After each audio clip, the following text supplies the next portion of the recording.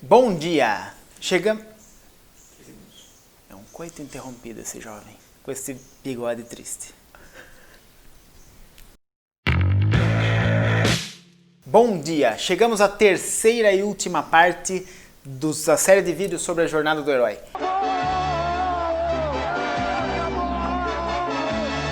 O retorno, a parte que normalmente é esquecida pelos cineastas, pelos roteiristas, também por uma questão de tempo, que senão o filme vai ter 4 horas de duração e ninguém aguenta assistir. Mas vamos lá. Qual que é a terceira parte da jornada do herói? O herói já enfrentou seu inimigo, já enfrentou suas dificuldades e agora ele vai retornar para casa. Mas não é tão tranquilo assim. Quando ele for retornar para casa, ele vai ter novas dificuldades. Pô, cara, de novo! Vamos começar agora com a 12ª parte da jornada do herói, que é a recusa do retorno. O herói já terminou a missão sagrada dele e ele precisa retornar para casa. Mas como você vai retornar para casa se você já viu o extraordinário, se você passou por tanta coisa que o mundo nunca mais será o mesmo? Mas o herói precisa retornar, ele precisa retornar, não tem jeito, ele tem que voltar para casa. Então nós chegamos na 13ª parte da jornada do herói, que é a fuga mágica. Como que é a fuga mágica? Meu, sumiu! É o seguinte, há duas opções. Se o herói ele venceu o inimigo dele e as dificuldades dele com o apoio das entidades que ajudaram ele na aventura dele, o mentor, o guardião, os deuses, o que seja, ele simplesmente vai voltar para casa com a bênção desses deuses. Mas se por algum motivo ele retorna para casa e ele não teve apoio dos deuses por algum motivo, ele vai ter que voltar para casa e ele vai ser perseguido por essas entidades. Normalmente, essa perseguição ela é cômica. Stay back, boy. This calls for divine intervention. Mas nem sempre. Por quê? Porque ele já enfrentou o maior desafio dele e agora o retorno é só mais algumas dificuldades que ele vai ter, mas não é a dificuldade principal. Um exemplo para você, Odisseu. Se você leu a Ilíada, que é a Guerra de Troia, Odisseu vai na Ilíada, derrota os troianos, só que quando ele derrota os troianos, tinham deuses que protegiam a cidade, e ele desagrada esses deuses. Então tem Odisseia, quando ele volta para casa, ele não vai voltar tranquilo.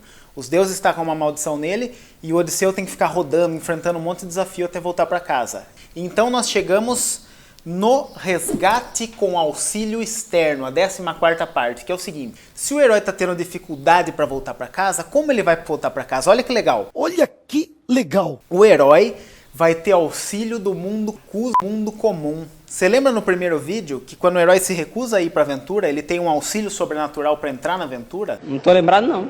Agora é o oposto disso. Quando o herói tem que voltar para casa e ele tem dificuldade, o mundo real vem e auxilia ele a voltar para o mundo real. O mundo real que eu digo é o mundo comum, não é? Por exemplo, no Senhor dos Anéis, se você leu o Senhor dos Anéis, isso não tem nos filmes. Quando o Frodo joga o anel na montanha, na lava, e derrota o Sauron, o Frodo tem que voltar para o condado. E ele descobre que o Saruman, outro inimigo dele, está no condado e usou do poder dele para dominar o condado inteiro. Então ele sabe que ele tem que derrotar o Saruman de novo e salvar o condado.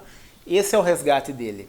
Ele sabe, o mundo, a necessidade do mundo comum dele, que é o condado, chama ele de novo para retornar. A partir desse momento, ele chega na 15ª parte da jornada do herói, que é a passagem pelo limiar do retorno. O que é isso? O herói finalmente consegue voltar para o mundo comum, ele consegue voltar e ele vai passar a ensinar todo o conhecimento que ele teve, toda a sabedoria que ele ganhou nesse mundo mágico para as pessoas comuns. Por exemplo, tem um filme que eu esqueci o nome, que o editor coloca aqui o filme, que é um desenhinho que um moleque, ele fica do tamanho de uma formiga e ele tem que ajudar as formigas do quintal da casa dele a enfrentar os inimigos dele, que é um dedetizador. E depois, no fim, ele ajuda a salvar as formigas lá e ele cresce de novo. E ele sofria bullying, ele e os amiguinhos dele, de um moleque que era maior que eles. E ele aprende uma coisa com as formigas, ele aprende que a união faz a força. Então ele consegue, com a sabedoria que ele ganhou nessa aventura doida dele, enfrentar esse moleque que fazia bullying com ele. Ele fala, não, peraí, a gente é 3, o moleque é 1, a gente consegue enfrentar ele, e ele consegue enfrentar. Oh, eu esqueci, você não consegue. Porque eu sou grande e você é pequeno. É, sou pequeno, todos nós somos, mas juntos somos grandes. O herói aprende aquilo que ele aprendeu na aventura, ele traz para o mundo comum. Mas nem sempre é assim. Normalmente não acontece assim. Só em filme, normalmente, que é mais rápido, que todo mundo aprende, vive todo mundo feliz. Mas normalmente não é assim. Normalmente o herói, ele tenta passar o conhecimento para as pessoas e as pessoas negam. As pessoas, assim, como você vai aprender algo que alguém teve que aprender passando por uma experiência mágica? Então o herói fica frustrado, ele não consegue passar o conhecimento e a sabedoria, porque o mundo comum, ele tem instituições que se protegem, que não aceitam a mudança. Então toda a sabedoria que ele ganhou, ele não consegue passar para o mundo comum e ele fica frustrado. Eu não estou suportando mais. Então, para ele conseguir superar esse desafio, que na verdade é uma frustração, ele tem que aceitar que o mundo é cheio de ignorância, cheio de injustiças, e ele vai chegar na 16ª parte da jornada do herói, que é o Senhor dos Dois Mundos. O herói passa a aceitar a ignorância do mundo. Ele passa a aceitar que o mundo é cheio de problema, que o mundo tem dificuldades, e começa a entender que isso é normal, que isso é comum, essa dificuldade, esses problemas que o mundo passa. Por exemplo, se a gente fizer um paralelo com a nossa vida comum, é quando a gente se torna mais velho. E a gente tenta passar nosso conhecimento para os mais jovens. Sabe seu avô, quando ele falava, não faça tal coisa porque vai dar merda, e dava merda, e você não ouvia? Por quê? Seu avô já sabia, ele já tinha experiência daquela coisa que você estava passando, daquele problema de relacionamento, daquele problema com seu amigo, só que você não escutava, porque você era um adolescente de merda e não escutava. É, realmente. O herói, no caso a gente, começa a entender que o mundo é mesmo cheio de ignorância e que isso é natural. E nós chegamos aí na 17ª e última parte da jornada do herói. A liberdade para viver. O herói se torna calmo e poderoso, ele começa a entender, ele percebe que realmente todos esses problemas do mundo comum que ele tentou resolver e não conseguiu, eles fazem parte da natureza, eles fazem parte da vida. Não tem como você tentar padronizar e deixar tudo perfeito, não. Nada se perde, na verdade, na natureza. Nada perece, tudo se transforma, tudo se modifica.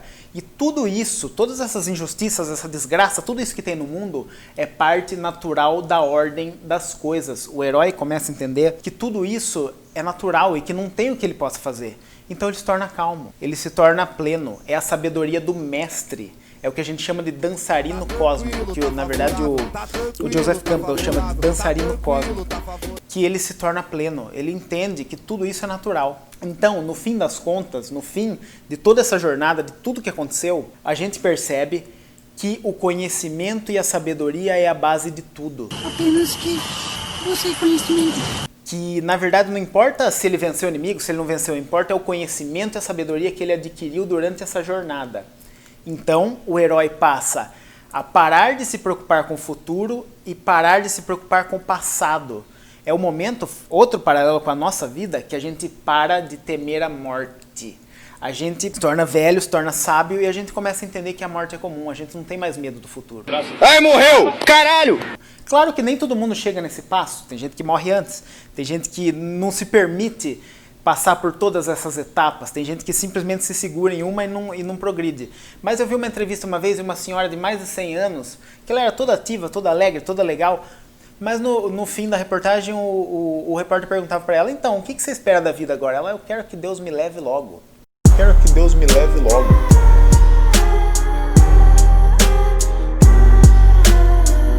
Por quê? Porque tudo que ela tinha que passar na vida, tudo que ela tinha que conquistar, ela já conquistou. Ela está plena, ela não tem medo da morte, ela quer logo essa passagem. Ela quer que a vida acabe, porque ela sabe que isso é natural e ela está plena com isso. Isso que eu queria falar para vocês. Muito obrigado por essa série de 3 vídeos, que eu achei excelente falar com vocês. E eu queria pedir para vocês para compartilhar esse vídeo com seus amigos, se inscrever no canal se você está gostando do conteúdo, e dá um joinha para nós. Muito obrigado, beijo na alma de todos vocês.